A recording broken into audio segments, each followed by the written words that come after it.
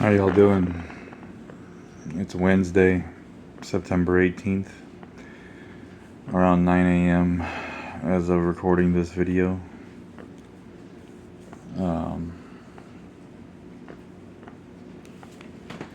It's been a few days since I made a video, so I figured I would check in.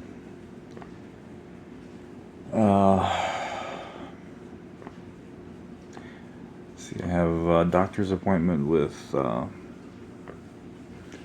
the infectious disease doctors today. They're the ones that were handling the infection overall. Have some slightly new concerns for them, so I was hoping this appointment would be kind of a brief thanks for everything. Hopefully I don't see you for quite some time, but sometime between Thursday when I saw my podiatrist last and Monday this last,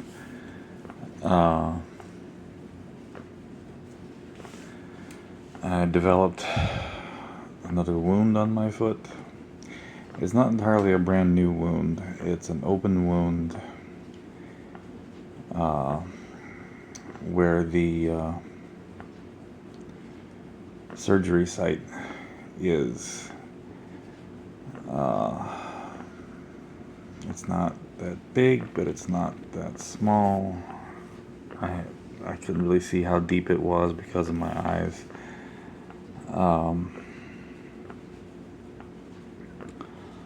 The wound care nurse that came to change the dressing Monday,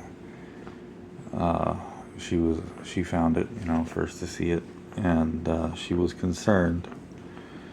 So I'm trying to get a hold of my podiatrist's office and see if I can get in there before my appointment next Thursday, because this wasn't there last Thursday. So I need to figure this out.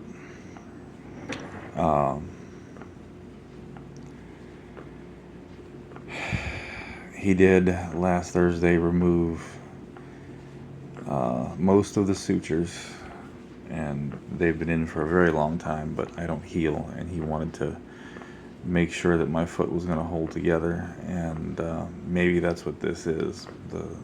My foot just didn't entirely hold together. I don't know.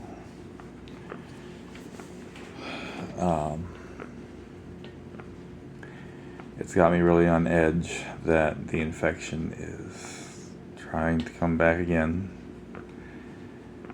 And last night I was dealing with really low blood pressure. It, for most of the evening, stayed like 82 over 63, 84 over 66, which is low. In the hospital they told me that it wasn't dangerously low, but it couldn't get much lower than that. And I did at one point have a reading on my blood pressure cuff of 76 over 61. And I was debating on whether or not to go to the hospital. I really don't want to go back to the hospital again right now.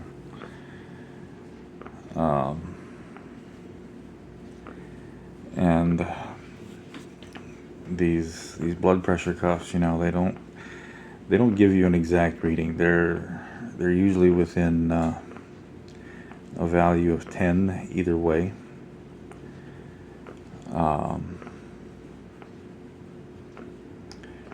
So they told me in the hospital to take 3 readings, and I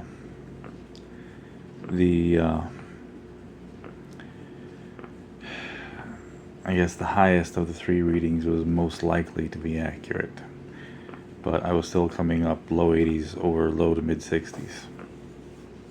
And Low blood pressure is a sign of infection. It's could be a sign of infection. Um, so I don't know. As of Monday, um, when she changed the dressings, she said my foot did not look infected.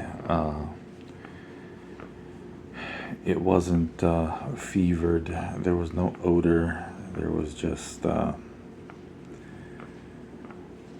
another hole. So,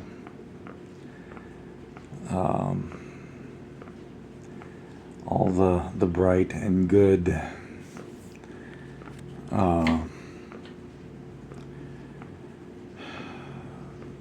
for being able to spend this last weekend with my son had to, of course, be balanced out with this mess.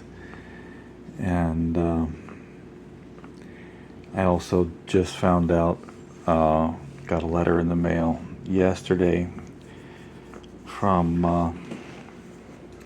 my local hospital, Flagler Hospital, that they no longer accept my health insurance, United Healthcare.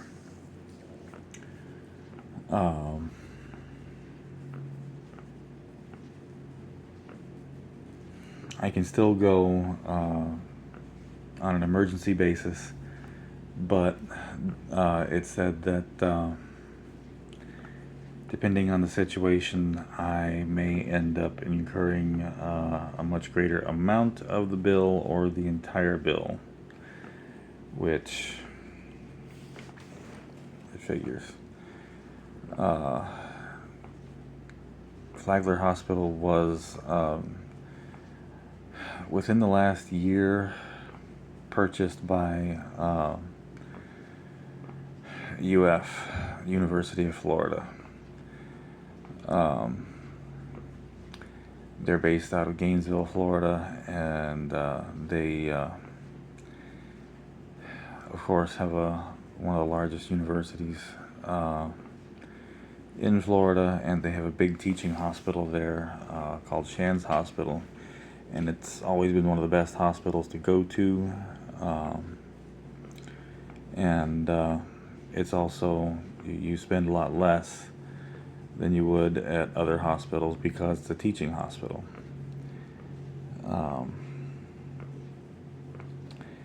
And they have a good-sized hospital on the north side of Jacksonville, which is in fact where I went back in 2014 to do my proton radiation treatments.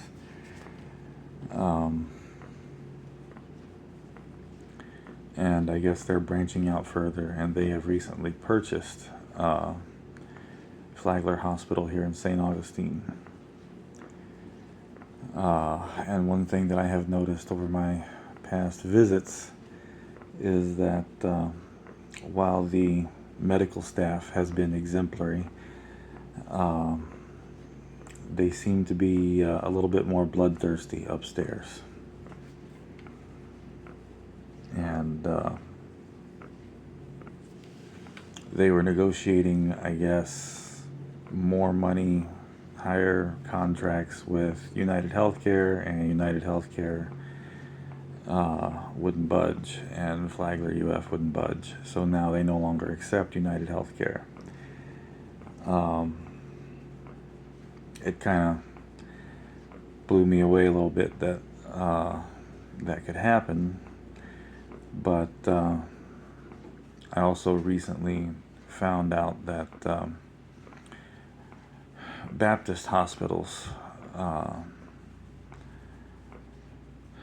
does not accept Blue Cross and Blue Shield, which is just kind of like a mind bender because, you know, growing up, that they were the be-all, end-all for health insurance. I guess it's 6 1/2 dozen of the other these days. So I gotta figure out what that means. I gotta figure out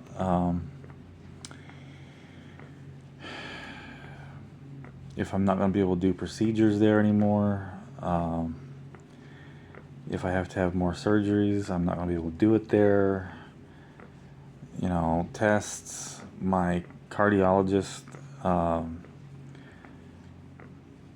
his office, his group is in Flagler Hospital, so I've got to call and see if I can still see them. And even if I can see him, can I still, use hospital facilities for testing? Can I not? I've got to figure all that crap out. I've got a lot of phone calls to make today. If it's not one damn thing, it's another.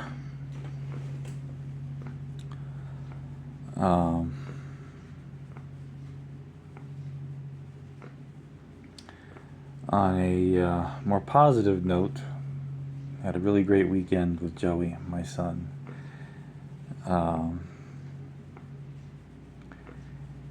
His mom dropped him off Friday evening and came and picked him up at about 5:45 Sunday evening. So we had 2 good solid days together, and it was so good. It helped bring back a little normalcy. I got to be a dad again for a couple of days, and it really makes you appreciate, being able to do just the little things for your family when it's been so long since you've been able to. I enjoyed so much, cooking for him, making him breakfast in the morning,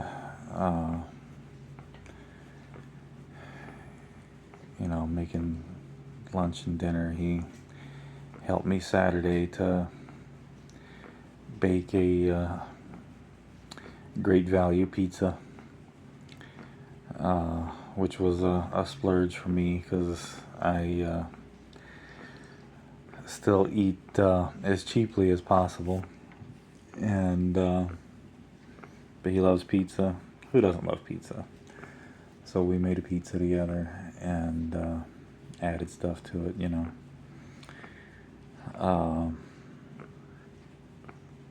He was rediscovering all of his toys and having such a great time with that.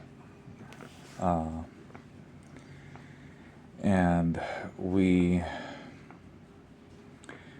played video games together, and just had such a great time. He did not want to leave Sunday as much as I didn't want him to leave. It was actually really hard. He was getting a little bit teary when I was buckling him into his mom's car seat. And so was I. And he was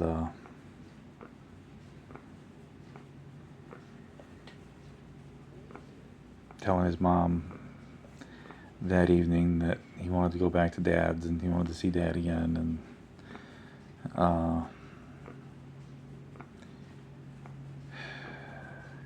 he was still a little bit mopey about it when we had our video call Sunday night, but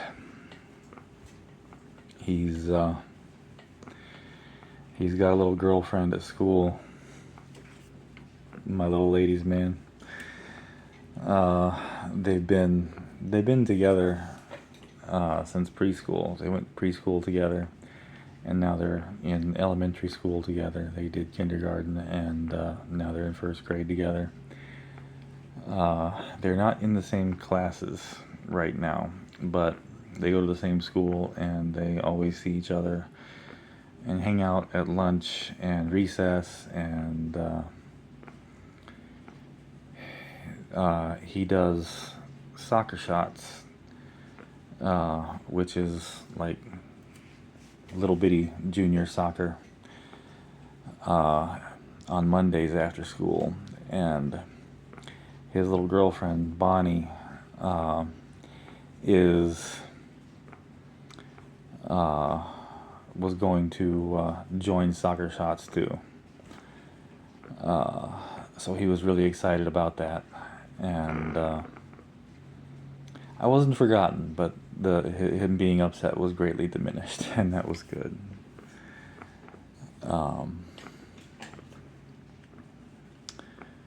So yeah, the weekend was great. It was the best thing to happen to me since before I got sick with this mess and ended up in the hospital back in April. He has grown so much in the past 5 months. We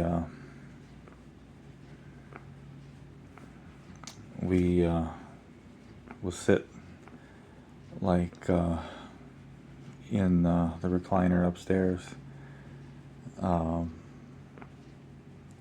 Back when his mom left in 21, on towards the beginning of 22. I was trying to get him to sleep in his own bed, in his room. He was sleeping with me, and I mean, I didn't care. He's my son, you know. He could sleep with me till he's 14 for all I care. But his pediatrician, and we had him in therapy because of the divorce, said that it would be good for him to learn to sleep in his own bed, and his mom wasn't taking no for an answer, and she was being much more forceful about it at her place. So I had to try to even things out and get him to do it here as well. So I went to Goodwill and I bought a $12 recliner, which is extremely comfortable for $12. And I fought it up the stairs, which was a feat in itself. I was a lot stronger then than I am now, and I still kicked my butt to get that thing up this staircase. But I put it in his room, and we started by him sleeping in his bed in his room, and me sleeping in the recliner in his room, so that, you know, if he woke up, I was there, and he didn't get scared. And I did that for about 2 weeks, and started gradually being able to, you know, head off to my room. Usually what I would do is I would get him to bed, and then I would come back downstairs, you know, and button up, wash dishes, take care of the dogs, you know. Then go back upstairs and go to bed, first in the recliner, and then I would start doing it in my bed. And, you know, I told him, I'm just, you know, on the other side of the house, 20 feet away, you know, so if you wake up and you need me, call me, or by all means, zip down your slide and come to my room. And he did that on and off for about a week, but he got to where he could sleep the entire night in his room by himself, and didn't need daddy anymore. And I was proud of him, but at the same time I was kind of sad because it was another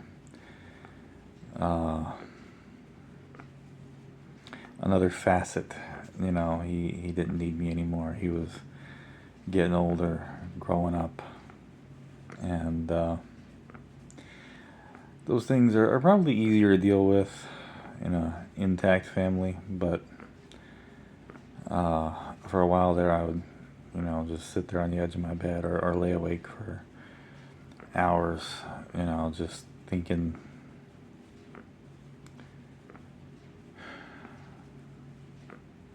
how times change, and you know, it's good that he's getting more independent, as you should, you know. but it was also, you know, kind of bittersweet too. But anyway, I take a long walk around a short block sometimes. He likes to sit with me in that recliner. He'll sit on my lap and we'll watch cartoons or, you know, silly, funny animal videos before bed. And it had been over 5 months since he had done something like that, and he went to jump in my lap as usual Friday night, and I felt like I'd been clobbered by a motorcycle. He's gotten so big. He's gone up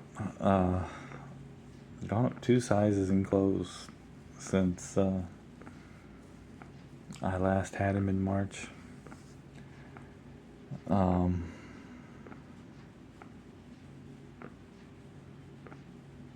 And I just can't help but think, where the hell has time gone, you know? Anyway, that's this update. Weekend was good. Still an uphill climb with some added bumps and issues that hopefully won't become worse issues. A lot of phone calls to make.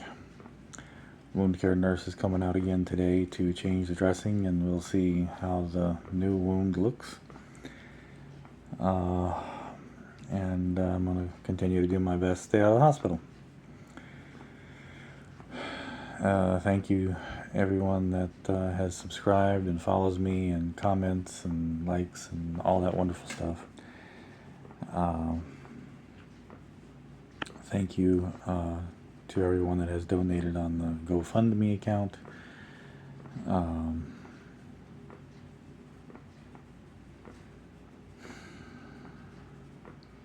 I hate it, but thank you. It has helped immensely.